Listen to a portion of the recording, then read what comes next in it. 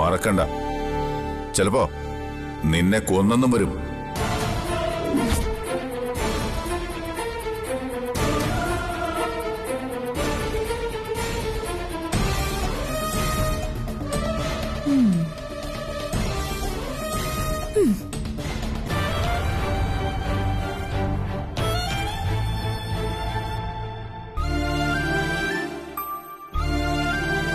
നിങ്ങളിങ്ങനെ വിഷമിച്ചിരിക്കേണ്ട കാര്യമൊന്നുമില്ല. എല്ലാം ശരിയാവും. ദാ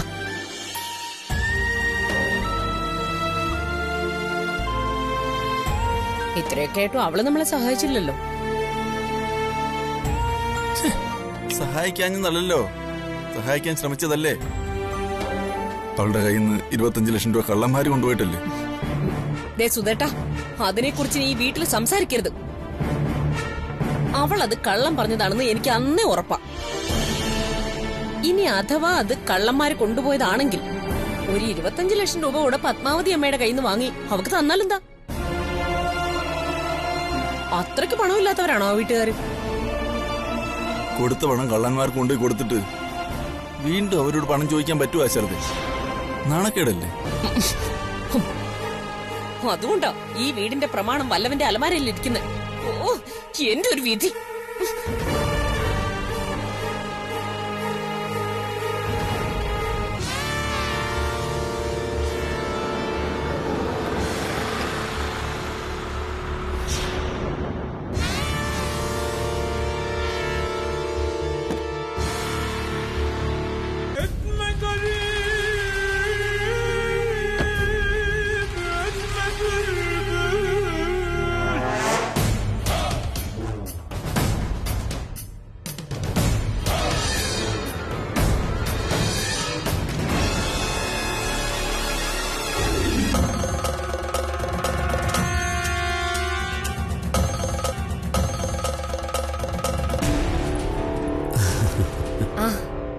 എന്തൊക്കെയുണ്ട് അതിന്റെ വിശേഷങ്ങള്? ഞാൻ ഇപ്പൊ മോന്റെ കാര്യം ഓർത്തതേ ഉള്ളൂ. ഒന്ന് വിളിക്കണോന്ന് വിചാരിച്ചപ്പോഴേക്കും ദേ ആളിങ്ങെത്തി. അല്ലെങ്കിലും അതങ്ങനെ, സ്നേഹമുള്ളവര് കാണണമെന്ന് വിചാരിച്ചാ മതി, അപ്പൊ ഞാൻ അവിടെ എത്തും.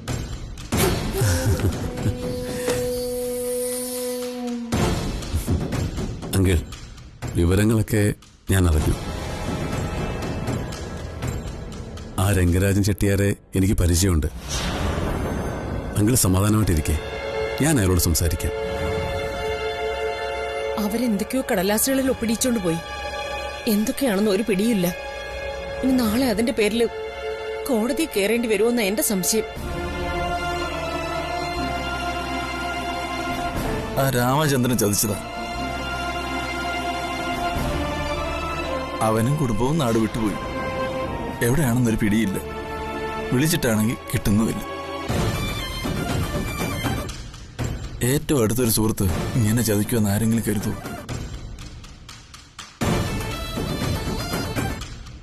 ഒരു സഹായത്തിന് കൂടെ പോയതാ. സാക്ഷിയായിട്ടൊന്ന് ഒപ്പിടാൻ പറഞ്ഞു. അത്രേ ഞാൻ ചെയ്തുള്ളൂ. അതിനാ ഞാനിപ്പോ അനുഭവിക്കുന്നത്.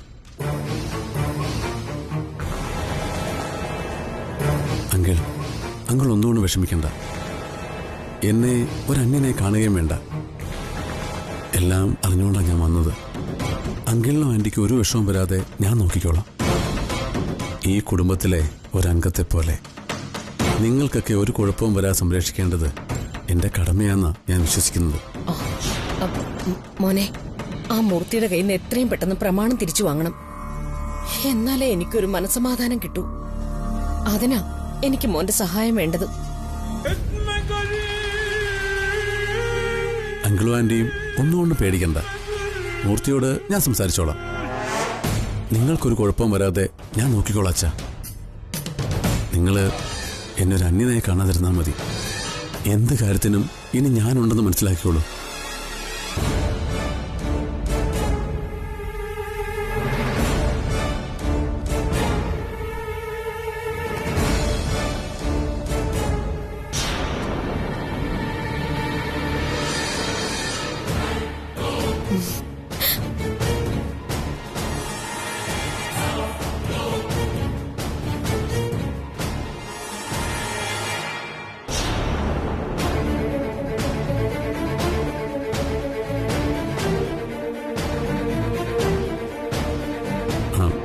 നിങ്ങൾക്ക് ഒരുപാട് ആവശ്യങ്ങളുണ്ടെന്ന് എനിക്കറിയാം. തൽക്കാലം ഇത് വെച്ചോളൂ.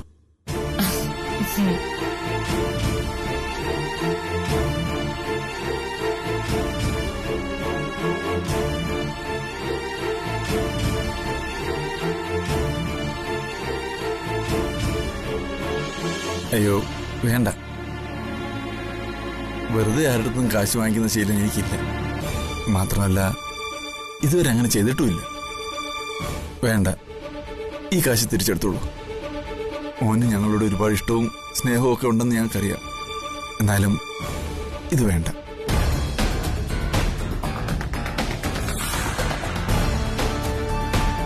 അതെന്താ അങ്കിളെ അങ്ങനെ പറഞ്ഞത്? അങ്കിളിനും ആന്റിക്കും ഞാൻ അത്രയ്ക്ക് അന്യനാണോ? എന്നെ അങ്ങനെയാണോ കാണുന്നത്? ഞാൻ നിങ്ങളെ എന്റെ സ്വന്തം കുടുംബത്തിലെ അംഗങ്ങളായിട്ടാണ് കാണുന്നത്. അതുകൊണ്ടാ ഈ കാശ് തന്നത്. അതല്ല, ഒരുപാട് പണം കാണുന്നത് എനിക്കിപ്പോ പേടിയാ.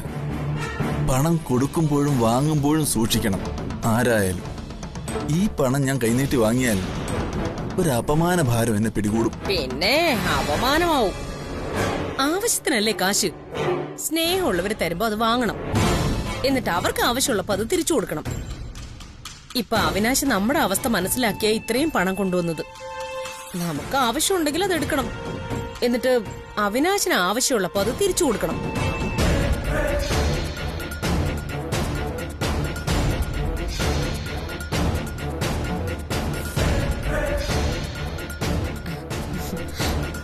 അതിനിപ്പോ ആമുഖത്തിന്റെ ആവശ്യമൊന്നുമില്ല. സഹായത്തിന് ആരുമില്ല എന്നുള്ള തോന്നലാണ് അങ്കിളിനെ കൊണ്ട് ഇങ്ങനെയൊക്കെ പറയിക്കുന്നത്. ജ്യോതി ഇപ്പോ നിങ്ങളോട് ഇല്ല എന്നുള്ളത് സത്യമാണ്. ജ്യോതിക്ക് നിങ്ങളെ സഹായിക്കുന്നതിന് ചില പരിമിതികളൊക്കെ ഉണ്ട്. അതെനിക്കും അറിയാം. എത്ര പണമുണ്ടെങ്കിലും അമരാവതിയിൽ നിന്ന് കൂടുതൽ പണം എടുക്കാനോ നിങ്ങളെ സഹായിക്കാനോ ജ്യോതി ചിലപ്പോൾ കഴിഞ്ഞോന്ന് വരില്ല. അതിന് ജ്യോതിയോട് പരിഭവം വിചാരിച്ചിട്ട് കാര്യമില്ല. എന്റെ മകളുടെ അവസ്ഥ നിങ്ങളെക്കാൾ നന്നായി എനിക്കറിയാം. അത് നേരിട്ട് കണ്ടവനാ ഞാൻ. എന്റെ മകൾ ഒരവസ്ഥയിലും എന്നെ ചതിക്കില്ലെന്ന് എനിക്കറിയാം. പക്ഷെ അവൾക്കിപ്പോ സഹായിക്കാൻ കഴിയുന്നില്ല. അതിലവൾക്ക് വിഷമവുമുണ്ട്. പിന്നെ വിഷമം. അങ്ങനെ വിഷമം ഉണ്ടായിരുന്നെങ്കിൽ എന്തേ അവള് നമ്മുടെ വീടിന്റെ ആധാരം തിരിച്ചെടുത്തില്ല? ഒന്ന് പോ മനുഷ്യ. ഇപ്പൊ നിങ്ങൾ ഈ പണം വാങ്ങിക്കും. നമ്മുടെ ആവശ്യത്തിന് അവിനാശ് തന്നല്ലേ. അങ്കിളും ആന്റിയും എന്നെ മനസ്സിലാക്കുമെന്നാണ് ഞാൻ കരുതിയത്. നിങ്ങളെ സഹായിക്കേണ്ടത് എന്റെ കടമയും ഉത്തരവാദിത്വമാണെന്നാണ് ഞാൻ കരുതുന്നത്. അതോ അതിനുള്ള യോഗ്യത എനിക്കില്ലാത്തതുകൊണ്ടാണോ എന്റെ കയ്യിൽ നിന്ന് പണം വാങ്ങുന്നത് അപമാനഭാരം ഉണ്ടാക്കുമെന്ന് പറഞ്ഞത്? അയ്യോ, അങ്ങനെയല്ല. നിങ്ങളൊക്കെ വലിയ ആൾക്കാരാ, ഞങ്ങള് പാവങ്ങളും. സഹായം എന്നാലും സഹായം തന്നെ. അതൊരിക്കൽ തിരിച്ചു കൊടുക്കേണ്ടി വരും. മോൻ എന്തുകൊണ്ടാണ് ഞങ്ങളെ സഹായിക്കാൻ മുന്നിട്ടിറങ്ങുന്നതെന്ന് എനിക്ക് മനസ്സിലാവുന്നില്ല. എന്തായാലും സഹായത്തിന് നന്ദി. പക്ഷേ ഇത് സ്വീകരിക്കാൻ എനിക്ക് മനസ്സ് വരുന്നില്ല. അതാ സത്യം. എന്റെ മനുഷ്യ, സഹായത്തിനൊരാൾ വരുമ്പോ ഇങ്ങനെ വെറുപ്പിക്കുന്ന മറുപടി പറഞ്ഞ് അവരുടെ മനസ്സും കൂടി വേദനിപ്പിക്കരുതേ.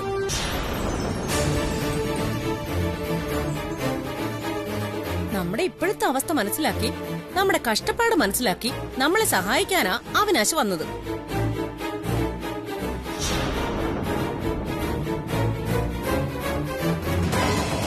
അത് നമ്മളോടുള്ള സ്നേഹം കൊണ്ടാ, താല്പര്യം കൊണ്ടാ. അപ്പൊ ആ സഹായം വേണ്ടാന്ന് പറയുന്ന മര്യാദയാണോ? നിങ്ങളൊന്ന് ആലോചിച്ച് നോക്ക്. നമുക്ക് എന്തായാലും പണം വേണം. ഒരുപാട് ആവശ്യങ്ങളുണ്ട് പണത്തിന്. വരുമാനത്തിന് വേറെ മാർഗമില്ല താനും. എന്തായാലും ഞാൻ ഈ പണം സ്വീകരിച്ചിരിക്കുന്നു. അവനാശേ, നിന്റെ മനസ്സിൽ ഞാനായിട്ടൊരു വിഷമം ഉണ്ടാക്കുന്നില്ല. Thank you aunty. ആന്റിയെങ്കിലും എന്നെ ഒരു അന്യനായിട്ട് കണ്ടില്ലല്ലോ. സന്തോഷം. ഞാൻ അങ്ങനെയൊന്നും ഉദ്ദേശിച്ചല്ല. കുഴപ്പമില്ല അങ്കിൾ. അങ്കിൾ ഇപ്പോ വല്ലാതെ ക്ഷീണിതനാണ്, എനിക്കറിയാം. പക്ഷേ ഒരു കാര്യം ഞാൻ ഉറപ്പു തരാം, നിങ്ങൾക്ക് എന്താവശ്യം വന്നാലും ഈ ഞാനുണ്ട്. എന്നെ മറന്നു പോകരുത്, അത്ര മാത്രമേ ഉള്ളൂ.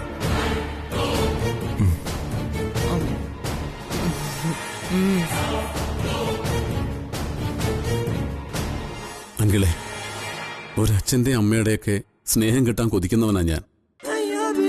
മനസ്സിലാഗ്രഹിച്ച കാലത്ത് എനിക്കതൊന്നും കിട്ടിയിട്ടില്ല. ഇപ്പോ നിങ്ങളെ രണ്ടുപേരെയും കാണുമ്പോഴും നിങ്ങളോട് സംസാരിക്കുമ്പോഴും എന്റെ അച്ഛനും അമ്മയും എന്റെ അടുത്ത് നിൽക്കുന്ന പോലെ എനിക്ക് തോന്നുന്നത്. അതുകൊണ്ടാ ഞാൻ നിങ്ങളോട് ഇത്രയ്ക്ക് സ്നേഹം കാണിക്കുന്നത്, നിങ്ങളെ സഹായിക്കാൻ മുന്നോട്ട് വരുന്നത്. അല്ലാതെ മറ്റൊരു ഉദ്ദേശവും എനിക്കില്ല.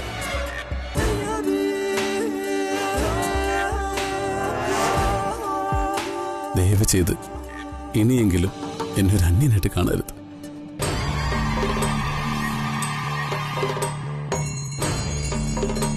ഞാൻ ഇറങ്ങട്ടെ അങ്കിൾ. എന്തായാലും ആന്റിയെങ്കിലും ഞാൻ കൊണ്ട് നീ പണം സ്വീകരിക്കാൻ മനസ്സ് കാണിച്ചല്ലോ, അതിന് നന്ദിയുണ്ട്. പോട്ടെ.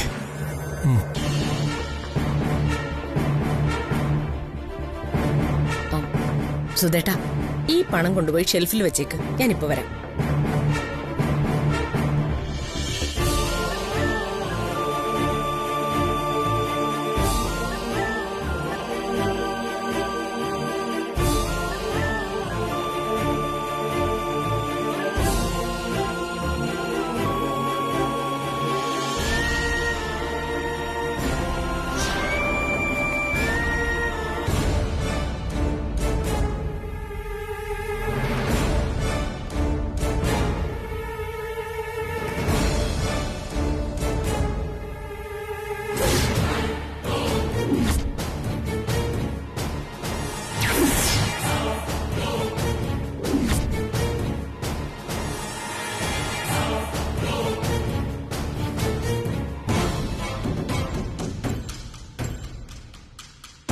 അതെ, നിന്റെ അഭിനയമൊക്കെ എനിക്ക് ഇഷ്ടപ്പെട്ടു. പക്ഷേ പറയാനുള്ളത് നിന്റെ മുഖത്ത് നോക്കി തന്നെ പറയണമെന്നുണ്ട് എനിക്ക്. നീ തന്ന പണം ഞാൻ സ്വീകരിക്കുകയും ചെയ്തു. പക്ഷെ ഒരു കാര്യം നീ മനസ്സിലാക്കണം, എന്റെ നിലപാടിൽ ഒരു മാറ്റവും ഇല്ല. എന്ത് നിലപാട്? എന്റെ മകളെ ഞാൻ നിനക്ക് വിവാഹം കഴിച്ചു തരണമെങ്കിൽ അതിനു മുൻപ് സൂര്യയുമായിട്ടുള്ള വിവാഹബന്ധം നീ നിയമപരമായി വേർപെടുത്തിയിരിക്കണം. ഇത് ഞാൻ പലവട്ടം നിന്നോട് പറഞ്ഞിട്ടുള്ളതാണല്ലോ. ദേ, അക്കാര്യത്തിൽ ഒരു കോംപ്രമൈസിനും ഞാൻ തയ്യാറല്ല. നീ നോക്കണ്ട, ഞാൻ സത്യമോ പറഞ്ഞത്. എന്റെ തീരുമാനത്തിൽ ഒരു മാറ്റവും വരുത്താൻ ഞാൻ ഉദ്ദേശിക്കുന്നില്ല. ഇതേ എന്റെ മകളുടെ ജീവിതത്തിന്റെ പ്രശ്നം. പ്രിയെ എനിക്ക് എത്രത്തോളം ഇഷ്ടമാണെന്ന് നിനക്കറിയാം. അവൾക്ക് വേണ്ടിയാ ഞാനിതെല്ലാം ചെയ്തത്. നിങ്ങൾക്ക് എത്ര പണം ഞാൻ തന്നു കണക്കുണ്ടല്ലോ അല്ലേ? അതിനൊന്നും ഞാൻ ഒരു കണക്കും എഴുതി വെച്ചിട്ടില്ല. നിനക്ക് വേണമെങ്കിൽ നീ കണക്കെഴുതി വെച്ചോ. എല്ലാത്തിനും എന്റെ മനസ്സിലൊരു കണക്കുണ്ട്. ആ കണക്കനുസരിച്ച് കാര്യങ്ങൾ നീങ്ങിയില്ലെങ്കിൽ എന്റെ സ്വഭാവം മാറും. പറഞ്ഞില്ലാന്ന് വേണ്ട. നീ എന്താ ഭീഷണിപ്പെടുത്തുകയാണോ? ഭീഷണിപ്പെടുത്തിയൊന്നുമല്ല, ഞാൻ കാര്യം പറഞ്ഞതേ ഉള്ളൂ. ഇതുവരെ നിങ്ങൾ അങ്കിളിനോട് എന്റെയും പ്രിയയുടെയും കാര്യം സംസാരിച്ചോ? സംസാരിക്കാമെന്ന് എനിക്ക് ഉറപ്പ് തന്നല്ലേ, എന്നിട്ട് എന്തായി? അങ്ങനെ ചാടിക്കയറി സംസാരിക്കാനൊന്നും പറ്റത്തില്ല. സംസാരിക്കാന്ന് ഞാൻ നിന്നോട് പറഞ്ഞു. പക്ഷേ അദ്ദേഹത്തിന്റെ ഇപ്പോഴത്തെ ആരോഗ്യനില വളരെ മോശം.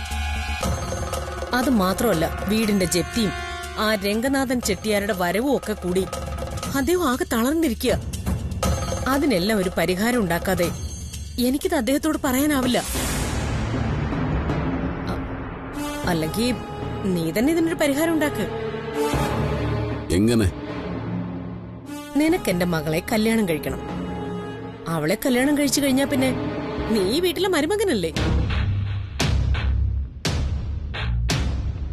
മരുമകൻ എന്ന നിലയ്ക്ക് ഈ വീട്ടിലെ പ്രശ്നങ്ങളിൽ ഞങ്ങളെ സഹായിക്കുന്നത് നിന്റെ കടമയും ഉത്തരവാദിത്വം. നീ അത് ചെയ്യുന്നുണ്ട്. അപ്പോ കുറച്ചുകൂടി കാര്യമായിട്ട് ആ മൂർത്തിക്ക് കൊടുക്കാനുള്ള പണം കൂടി കൊടുത്ത് ആ പ്രമാണം തിരിച്ചു വാങ്ങിത്ത. എന്നിട്ട് രംഗനാഥൻ ചെട്ടിയാരുടെ കയ്യിലെ ചെക്കും എഴുതി ഒപ്പിട്ട് കൊണ്ടുപോയ പ്രമാണങ്ങളും തിരികെ വാങ്ങിക്കും. മരുമകനാകാൻ പോകുന്ന ആളല്ലേ, അപ്പൊ അതും നിന്റെ ചുമതലയെ വരും. എന്റെ ചുമതലകളെ കുറിച്ച് നിങ്ങൾ എനിക്ക് ക്ലാസ് എടുക്കൊന്നും വേണ്ട. എന്നെ കൊണ്ട് സാധിക്കുന്ന പോലൊക്കെ ഞാൻ നിങ്ങളെ സഹായിക്കും, അക്കാര്യത്തിൽ സംശയം വേണ്ട. പക്ഷേ പ്രിയയുടെ എന്റെയും കാര്യം നിങ്ങൾ എത്രയും വേഗം അങ്ങളോട് സംസാരിക്കണം, എന്നിട്ട് സമ്മതം വാങ്ങണം. ആ സമ്മതം എന്നെ അറിയിക്കണം. എങ്കിൽ ഞാൻ മൂർച്ചയോട് സംസാരിക്കാം. രംഗരാജൻ ചെട്ടിയാർ ഒപ്പിട്ട് കൊണ്ടുപോയി നിങ്ങളുടെ മുദ്രപത്രം തിരികെ വാങ്ങിത്തരികയും ചെയ്യാം.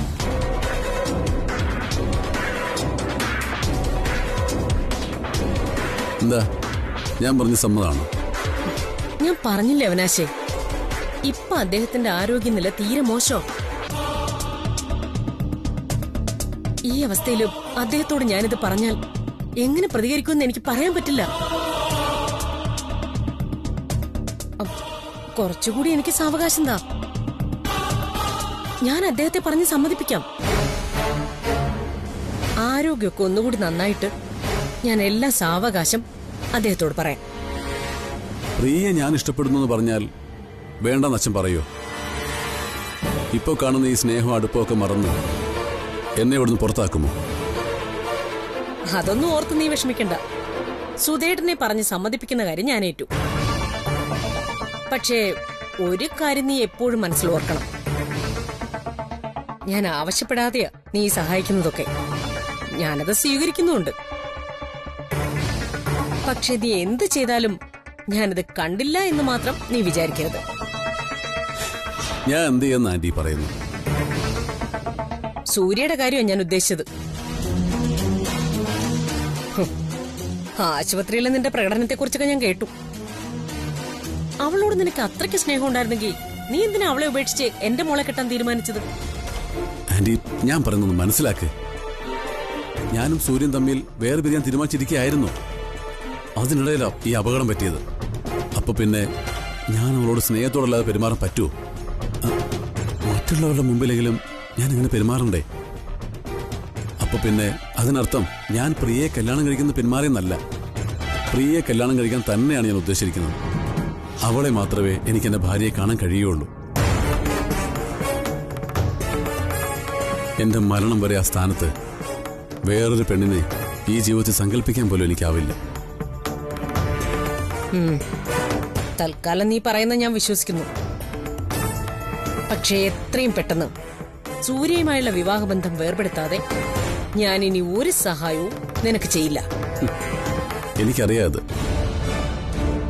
ഓരോ തവണ നിങ്ങളോടിത് പറയുമ്പോഴും നിങ്ങൾ ഓരോ ന്യായം പറഞ്ഞ് എന്നെ ഒഴിവാക്കുന്നുണ്ടെന്നും എനിക്കറിയാം.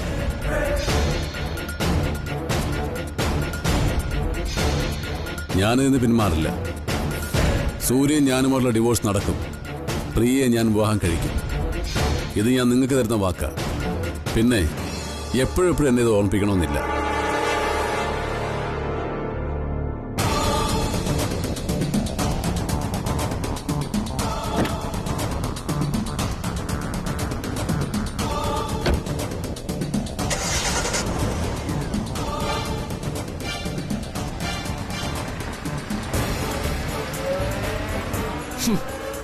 കാള വാല് പൊക്കുമ്പോഴേ അറിയാം എന്തിനാണെന്ന്. ഈ ആശാലതയെ അങ്ങനെ പൊട്ടം കളിപ്പിക്കാൻ പറ്റുമെന്ന് നീ വിചാരിക്കണ്ട. ഇതേ എന്റെ മോളുടെ ജീവിതത്തിന്റെ പ്രശ്നം. ഞാൻ നിന്നോട് കാശൊക്കെ വാങ്ങും, പക്ഷെ എന്റെ മോളുടെ ജീവിതത്തിനൊരു പോറൽ പോലും ഏൽക്കാൻ ഞാൻ സമ്മതിക്കില്ല. അങ്ങനെ എന്തെങ്കിലും സംഭവിച്ച ഞാൻ നിന്നെ നിർത്തിപ്പോരിക്കും. ഈ ആശാലത ആള് വേറെയാ. നീ അറിയാൻ കിടക്കുന്നതേ ഉള്ളൂ.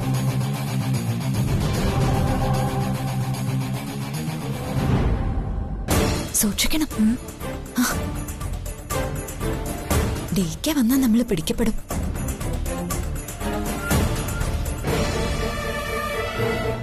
കുളി കഴിയുന്നതിന് മുൻപ് വേഗം നമുക്ക് എടുത്തോണ്ട് സ്ഥലം വിടാം. വാ.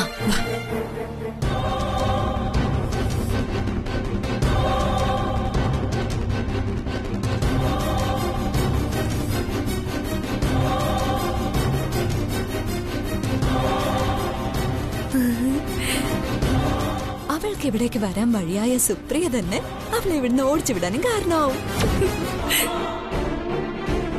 വിധി അല്ലാതെന്താ?